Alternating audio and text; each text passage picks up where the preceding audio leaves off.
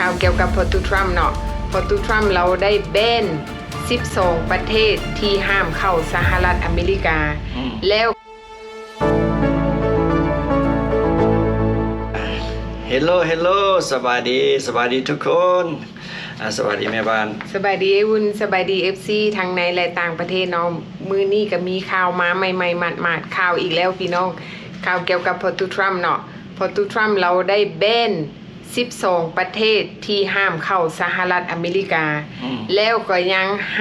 สั่งห้ามอีก7 ประเทศที่บ่ให้ออกวีซ่าเข้ามาสหรัฐอเมริกาเนาะพี่น้องเฮาสิไปเบิ่งว่าแต่ละบรรดาประเทศที่12 ประเทศนั่นมีประเทศใดๆเนาะที่พอตูทรัมป์เราสั่งห้ามเด็ดขาดว่าห้ามออกวีซ่าบ่ให้เข้ามาเลยบ่ว่าในกรณีใดๆเนาะห้ามเด็ดขาด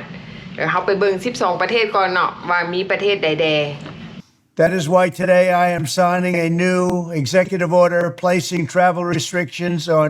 countries including Yemen, Somalia, Haiti, Libya, and numerous others. The recent terror attack in Boulder, Colorado has underscored the extreme dangers posed to our country by the entry of foreign nationals who are not properly vetted, as well as those who come here as temporary visitors and overstay their visas. We don't want them. In the 21st century, we've seen one terror attack after another carried out by foreign visa overstayers from dangerous places all over the world. And thanks to Biden's open door policies, today there are millions and millions of these illegals who should not be in our country. In my first term, my powerful travel restrictions were one of our most successful policies, and they were a key part of preventing major foreign terror attacks on American soil. We will not let what happened in Europe happen to America. That's why on my first day back in office, I directed the Secretary of State to perform a security review of high-risk regions and make recommendations for where restrictions should be imposed. Among the national security threats their analysis considered are the large-scale presence of terrorists, failure to cooperate on visa security, inability to verify travelers' identities, inadequate record-keeping of criminal histories, and persistently high rates of illegal visa overstays, and other things. Very simply, we cannot have open migration from any country where we cannot safely and reliably vet and screen those who seek to enter the United States. ก็มีอัฟกานิสถานชาดคองโกเอกวาดอร์เอริเทรียเฮติอิหร่านลิเบียเมียนมาโซมาเลียซูดานเยเมนโอ้พี่น้องเห็นบ่12 ประเทศนั่น1ใน12 ประเทศนั่นมีประเทศมาจากเอเชียเฮาก็คือประเทศเมียนมาเนาะโอ้เมียนมานี่แม่นห้ามเข้าเด็ดขาดเพราะว่าหยังเพราะว่าพอตูทรัมป์เราคิดว่าบรรดาประเทศ12 ประเทศนี้ที่เราสั่งห้ามเข้ามาแม่นเหตุผลเรื่องความมั่นคงของประเทศหมายความว่าเราย่านว่าพวกนี้ที่เข้ามาเกี่ยวกับพวกก่อความวุ่นวายเพราะว่ามันเกี่ยวกับเรื่องการเมืองเนาะพี่น้องแต่ว่าเฮาไปเบิ่งอีก7 ประเทศที่พอตูทรัมป์เรามีข้อจำกัดในการออกวีซ่าให้บรรดา7 ประเทศนี้อันนี้ก็ห้ามออกวีซ่าคือกันเนาะเฮาสิไปเบิ่งว่า7 ประเทศนี้มีประเทศใดๆก็มีประเทศบูรินดีคิวบาแล้วก็มีลาวอีกพี่น้องแล้วก็เซียราลีออนโทโกเทอร์กีมินิสถานแล้วก็เวเนซุเอลาโอ้เนาะ1ในนั้นก็มีประเทศลาวเฮาอีกโอ้ประเทศลาวเฮาก็ได้เข้าห้อมนำเขาอีกบัดหลายๆเดือนผ่านมาพอตูทรัมป์เราสั่งแบนเนาะประเทศลาวก็กลายเป็นสีส้มบัดนี้พอตูทรัมป์เราสั่งห้ามออกวีซ่าให้แก่บรรดา7 ประเทศนี้เนาะคือว่าเรามีข้อจำกัดในการออกวีซ่าคือประเภทวีซ่าท่องเที่ยวหรือว่าวีซ่าเยี่ยมยามนี่แม่นหรือว่าวีซ่าแต่งงานอันนี้นี่มันมีข้อจำกัดเฮาสิเว้าเฉพาะแต่ว่าคนที่สามารถเข้ามาอยู่สหรัฐอเมริกาบ่แม่นเข้ามาอยู่คนที่สามารถขอวีซ่าได้มันก็จะเป็นประเภทนักการทูตที่สามารถข ขอเข้ามาได้เนาะนักการทูตบอหรือว่านักกีฬาที่เข้ามาเดินทางร่วมโอลิมปิก แล้วก็ผู้อพยพที่มาจากประเทศอิหร่านประเทศอัฟกานิสถานที่เขาเจ้ามีวีซ่าถูกต้องตามกฎหมาย แล้วผู้ที่ได้รับอนุญาตอยู่ในสหรัฐอเมริกานี่โดยเฉพาะเป็นพวกเศรษฐีพวกที่เข้ามาเฮ็ดธุรกิจพวกนี้แม่นจะได้รับวีซ่าที่เข้ามาในสหรัฐแล้วก็ยังมีบรรดากระทรวงการต่างประเทศแต่ว่าเขาเจ้ากระทรวงการต่างประเทศของสหรัฐโดยสงวนสิทธิยกเว้นเป็นกรณีบางกรณีพอตุทรัมป์เราก็สามารถอนุญาตให้เข้ามาได้เกี่ยวกับพวกนักการทูตบอจังซี่มีข้อจำกัดแต่ว่าคือคนลาวเฮาเองเนาะที่พอตุทรัมป์เราสั่งว่าห้ามออกวีซ่าให้พลเมืองลาวที่เข้ามาอยู่ในสหรัฐอเมริกานั่นเราจะให้บางประเภทที่เข้ามาเท่านั้นแต่ว่าประเภทอื่นๆนั่นมันมีข้อจำกัดเนาะเขาเจ้าจะมีเงินไขพิเศษที่ให้เข้ามาคือยกตัวอย่างว่าคันเฮาขอมาในวีซ่านักเรียนอันนี้ก็บ่ได้เพราะตุทรัมป์เราก็บ่ให้อันนี้แม่นเราจำกัดเด็ดขาดแม่นคนมาในนามนักเรียนแม่นบ่ได้แล้วก็ในนามท่องเที่ยวก็บ่ได้ในนามท่องเที่ยวก็บ่ได้เยี่ยมยามก็บ่ได้อันนี้เฮาก็บ่สามารถฮู้ได้ว่าคนที่มาในนามแต่งงานหรือว่ามาในนามคู่มั่น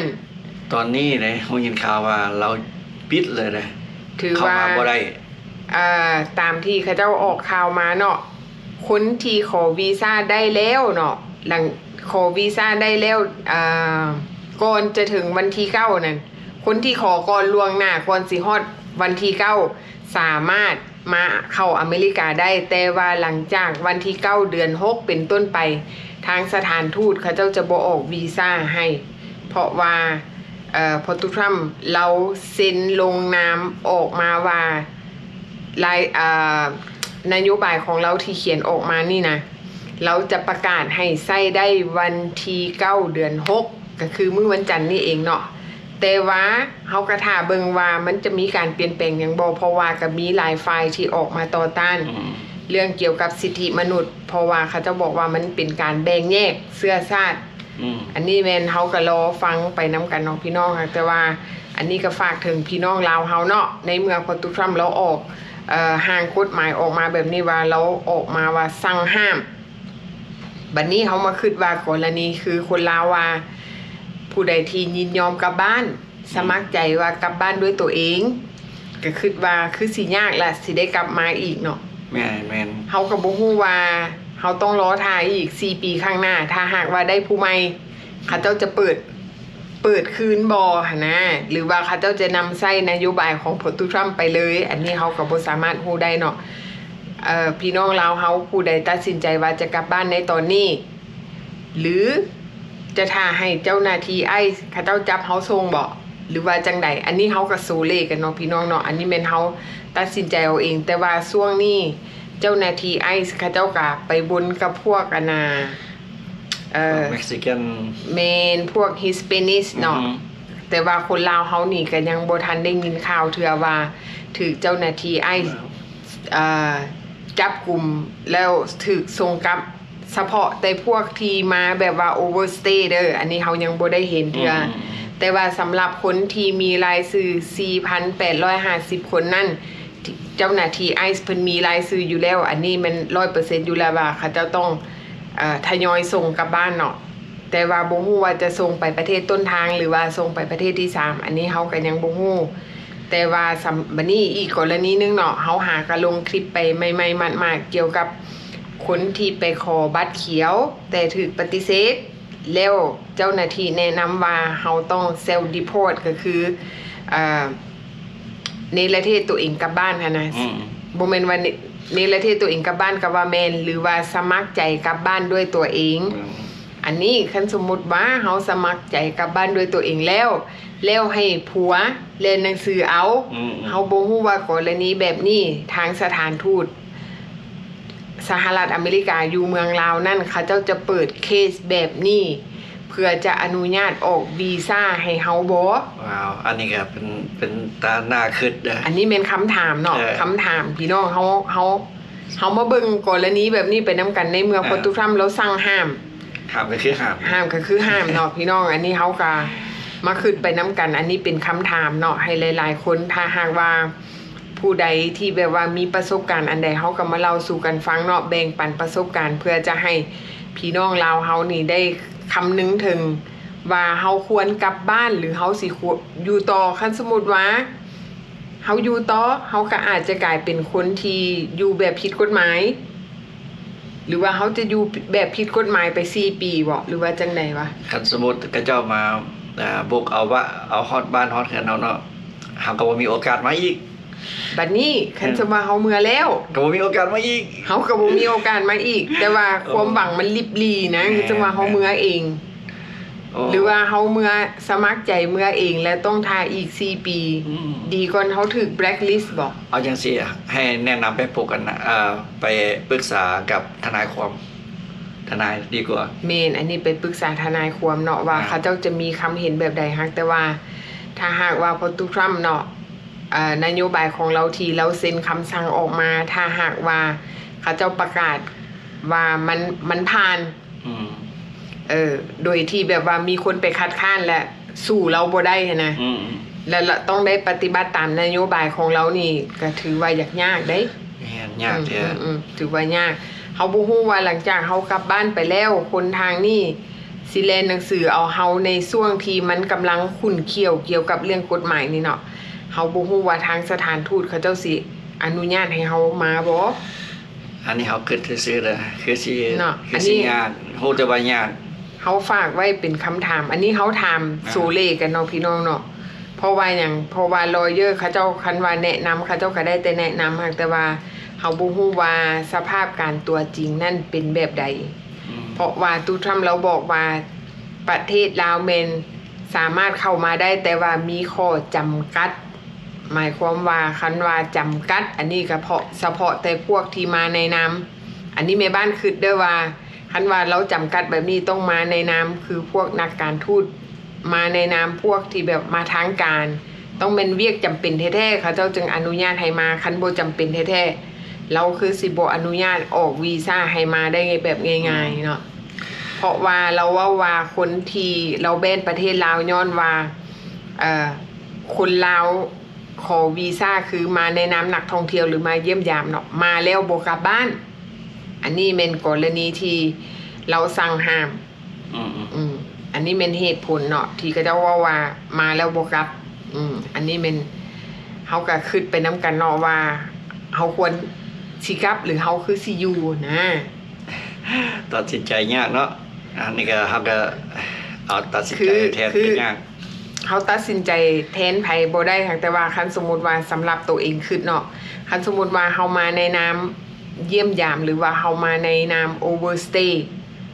คันเป็นแม่บ้านเองเฮาบ่เว้าคนอื่นเนาะนี่เว้ากรณีตัวเองสิอยู่จนฮอดนาทีสุดท้ายถ้าแม่ก็เจ้ามาจับเฮาได้ก็บ่ต้องมาอีกเนาะแม่นเพราะว่าเฮาอยู่จนฮอดนาทีสุดท้ายเฮาอาจจะเป็น1ใน100ที่ผู้เป็นผู้โชคให้หรือเฮาก็อาจจะกลายเป็นผู้โชคดีเพราะว่าหยังเพราะว่าเฮาก็อยู่แบบว่าอยู่แบบระมัดระวังตัวนะช่วงนี้เฮาบ่ไปคือเฮาว่าที่ผ่านมานี่แหละเฮาบ่ไปซุ่มแซวแมวโพงทางใดนะเฮาไปการมาบ้านไปการมาบ้านอันนั้นโซเลนมูอยู่ของงานเนาะคนเม็กซิกันก็จะก็ว่าเปลี่ยนบ้านไปตลอดแล้วว่าค่าตองเรื่องย้ายถิ่นย้ายฐานเนาะพี่น้องเนาะอันนี้เฮาก็ฝากไว้แล้วเฮาก็ฝากไว้อีกอย่างนึงก็คือคนที่ถือบัตรเขียวเนาะพี่น้องอันนี้ก็ต้องให้ระวังในการไปท่องเที่ยวบางคนถามว่าโอ้ค่อยมีบัตรเขียวค่อยออกไปเที่ยวได้บ่ก็ไปได้ถ้าหากว่าผู้ใดมีบัตรเขียว2ปีที่ยังบ่ได้ต่อเป็น10ปีนั่นอันนี้เฮาก็แนะนำว่าบ่ควรไปเทื่อเนาะเพราะว่าหยังคันสมมุติว่าเฮาออกไปเที่ยวแล้วเฮากลับเข้ามาเวลาเฮาไปต่อบัตรเขียว10ปีตอนนั่นแหละมันสิมีปัญหาตอนไปต่อ10ปีนั่นแหละเฮาก็บ่ฮู้ว่ากฎหมายบ้านเมืองมันจะเปลี่ยนแปลงไปแบบใดเนาะบางเทื่อพอตูทรัมป์เราบ่อยากออกบัตรเขียวให้คนนี่นะมันยากเนาะพี่น้องเนาะเราบ่อยากให้คนหัวดำคือเฮานี่นะเป็นพลเมืองอเมริกาย้อนจังซั่นเราจึงมีข้อจำกัดออกมาว่าเราแบน คือคือแม่นแบบว่าคนลาวเฮาเองนี่แหละเนาะพี่น้องอันนี้เฮาก็ฝากไว้คันไผบ่ย่านก็บ่เป็นหยังเนาะบ่แม่นจักหน่อยคนสิว่าโอ้ยมาเว้าให้คนย่านเฮาบ่ได้เว้าให้ย่านแต่ว่าเฮาเตือนสติของแต่ละคนเพราะว่าอันนี้มันเสี่ยงเด้คันสมมุติว่ามันเกิดขึ้นกับเฮาแล้วเฮาขาดโอกาสเสียโอกาสคันเฮามีลูกเฮาก็ได้พัดพรากจากลูกบัดนี้แม่นบ่เฮาบ่ฮู้เฮาบ่สามารถฮู้ได้ว่าอันใดมันสิเกิดขึ้นก็คือมื้อยกตัวอย่างคือมื้อนี้นอนตื่นขึ้นมาแล้วว่าอ้าวประเทศลาวถูกห้ามเข้าสหรัฐอเมริกาห้ามคนลาวเข้าบ่ออกวีซ่าให้บ่ว่ากรณีใดเห็นบ่อย่าเชื่อให้มันออกอันน่ะแบบแดงออกแดงแล้วโอ้อย่างยากแล้วและเราว่าอนาคตโบเนแม่นอนาคตโบเนตอนนี้ยังห้ามยังมีข้อจำกัดบางอย่างแต่ว่าอนาคตข้างหน้าอาจจะบ่สามารถออกวีซ่าให้แล้วคนลาวก็บ่สามารถเข้าสหรัฐอเมริกาได้เลยคือยกตัวอย่างคือ12ประเทศนั่นแม่นบ่สามารถเข้าสหรัฐอเมริกาได้เลยเนาะหมายแดงแล้วหมายแดงแล้วแบนถือแบนเรียบร้อยแล้วเนาะพี่น้องตัดสายสัมพันธ์แล้วบัดนี้แม่นอันนี้เฮาก็บ่ฮู้ว่าขั้นตอนต่อไปมันจะเกิดหยังขึ้นอันนี้เฮาก็แนะนำไว้ว่าคนใดที่ถือบัตรเขียว2ปีคันอยากไปเที่ยวก็อดเอาอีกน้อยนึงเนาะคันเฮาอยู่ฮอด3ปีเฮาก็ไปต่อเอา10ปีแป๊บเดียวนึงก็ได้แล้วเนาะพี่น้องเนาะ